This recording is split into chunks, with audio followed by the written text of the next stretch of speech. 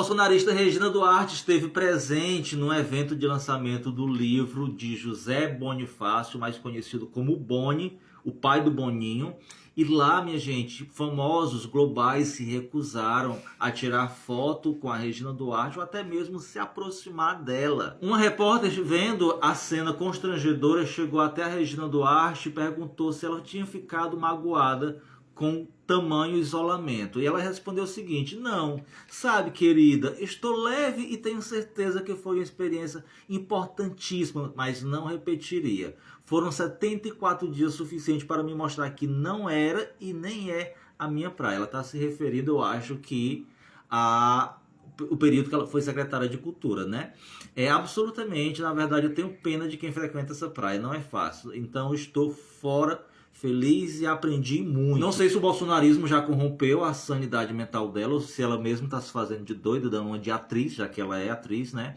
E a repórter questionou ela sobre o Bolsonaro, o apoio, e ela mostrou que é leal ao Bolsonaro. Ela falou o seguinte, ó: Bolsonaro, Bolsonaro e Bolsonaro. Se ele falar que cede para o Tarcísio, eu voto em Tarcísio. Aí dentro. Gente, notícia importantíssima e urgente: o presidente do Republicanos de Aracaju, no Sergipe, chamado Fausto Leite, foi detido numa blitz com 500 mil reais em espécie. Primeiro, ele que é advogado, disse para a polícia que era honorários que ele tinha recebido. Depois disse que foi venda de um imóvel. Ficou muito nervoso, teve que ir para a delegacia, ficou detido, depois foi liberado. Existe a grande suspeita que esse dinheiro seja para compra de votos, porque vocês sabem, né? Eleições municipais e de vereador no Brasil é só o que rola. E o governo Lula está estudando antecipar e divulgar o nome da pessoa escolhida para substituir o bolsonarista Roberto Campos Neto. O motivo dessa antecipação é porque o governo Lula soube de que o próprio Campos Neto está fazendo terrorismo monetário em conversas com grandes nomes do PIB e do mercado financeiro brasileiro. Ele anda dizendo que quando ele sair da presidência, o governo Lula vai interferir no Banco Central, que não vai manter-se preocupado em controlar a inflação, babá, beabá, beabá, toda essa baboseira toda. E é por isso, meus amigos, que o maior indicado para essa vaga, que é o Gabriel Galípolo, e os demais diretores do Banco Central indicados pelo Lula estão votando, acompanhando o voto do Campos Neto, para não demonstrar em nenhum momento que eles estão lá trabalhando em prol do presidente Lula. Mas eu acredito que quando o Gabriel Galípolo realmente estiver lá, ele vai sim trabalhar em prol do desenvolvimento do Brasil e não trabalhar só para gerar lucro para os acionistas e investidores do mercado financeiro. Porém, o governo ainda precisa conversar com o Pacheco para saber se ele vai garantir que vai conseguir aprovar o nome do Galípolo, e está dependendo ainda também do apoio do Davi Alcolumbre, que é um grande nome de peso, que é o futuro presidente do Senado, que vai retornar substituindo o Pacheco.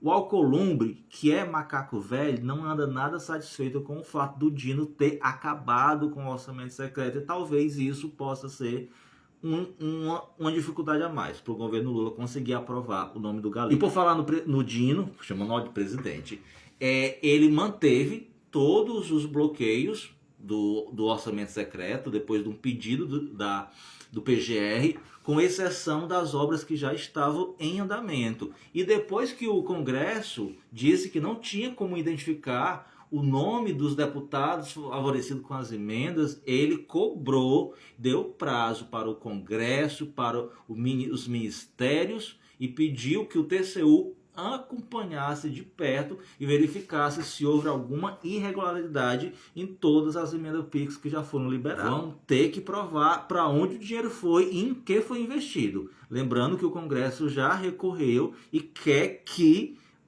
a corte toda do STF julga esse caso, não só o... E o Centrão está ameaçando o Lula, dizendo que não vai aprovar o orçamento do ano que vem, exatamente por conta disso. Mas o governo Lula é o maior interessado em acabar com o orçamento secreto, com as emendas PIX, para que ele volte a deter poder sobre o orçamento público e melhorar o seu poder de negociação com o Centrão. Com o Centrão, que não pede, manda. infelizmente, graças ao Bolsonaro. Por falar no dito cujo, o diretor-geral da Polícia Federal, Andrei Passos Rodrigues, disse que a decisão do Tribunal de Contas da União não interfere em nada nas investigações do caso das joias do Bolsonaro. E não só ele falou isso, mas o STF e a PGR também sinalizaram a mesma coisa, porque o Tribunal de Contas da União não tem poder de justiça, não tem poder de lei. Ele administra, julga ali somente a questão administrativa, a questão criminal de justiça é com os órgãos de justiça. E venhamos e convenhamos, fizeram tudo isso na tentativa de usar o Lula para beneficiar o Bolsonaro. Mas E depois que o Brasil rompeu relações diplomáticas com a Venezuela, ou com a Nicarágua, porque o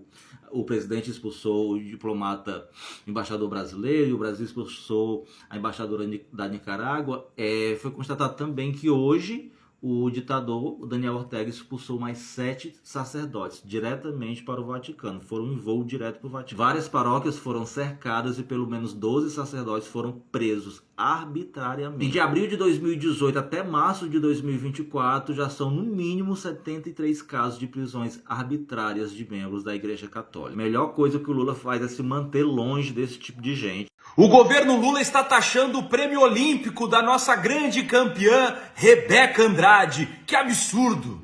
Com certeza você viu esse tipo de postagem por aí, principalmente em canais da extrema-direita.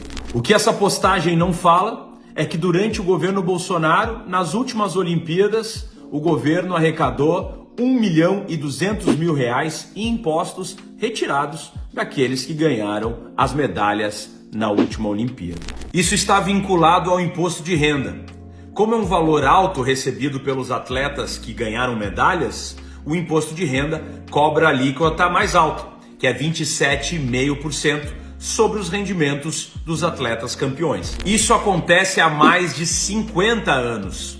E é bom lembrar que a partir do governo Lula, as medalhas que têm algum valor, inclusive vinculado ao ouro, ao bronze, à prata, não tem qualquer tipo de taxa. É bom lembrar que aqueles que agora fazem o discurso falando sobre o imposto de renda, dando a entender que o governo Lula está retirando os recursos dos atletas, foram os mesmos que durante o governo Bolsonaro acabaram com o Ministério do Esporte e acabaram também com o Bolsa Atleta, sendo que mais de 90% dos atletas vencedores das Olimpíadas tiveram algum tipo de financiamento desse importante programa criado pelo governo Lula.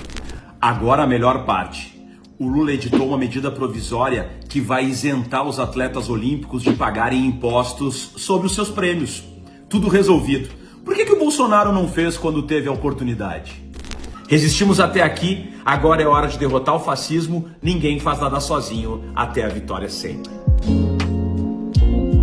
O que a extrema-direita odeia o povo não está escrito. Hoje o presidente Lula foi inaugurar uma obra no estado de Santa Catarina, mas nem o governador e nem o prefeito compareceram nessa inauguração. A obra é a maior obra viária da história de Santa Catarina. Antes ela avançava 6% ao ano de conclusão, mas o governo Lula investiu, fez acontecer em 1 ano e meio. 40% da obra foi finalizada. O governador, apesar de ter enviado a sua vice-governadora, não foi, provavelmente por conta de birras entre posicionamento político. Eu vou te mostrar agora o corte do Lula sentido porque ele não compareceu e dizendo que com isso todo mundo perde. Dá uma olhada só.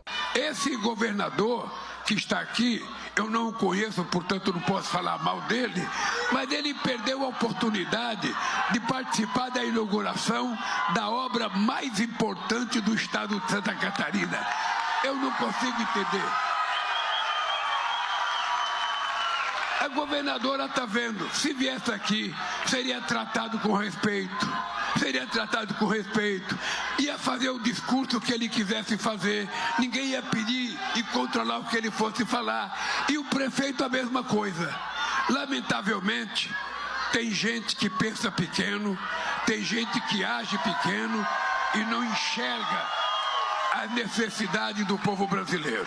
O presidente Lula é um estadista nato, se coloca sempre ao dispor do povo e vai conversar com quem for necessário para poder fazer as melhores opções. E isso envolve ter contato com governadores de direita, de esquerda, de centro, mas aparentemente a extrema-direita não se preocupa nada com o povo e muito mais com aquele espectro político que eles julgam ser tão, meu Deus do céu, e não estão nem aí para o que o povo está precisando, do que o povo de fato necessita. Já vou pedir para você compartilhar demais esse vídeo. Não esqueça de deixar seu comentário aqui para ajudar a engajar e me segue para mais conteúdo que nem esse aqui.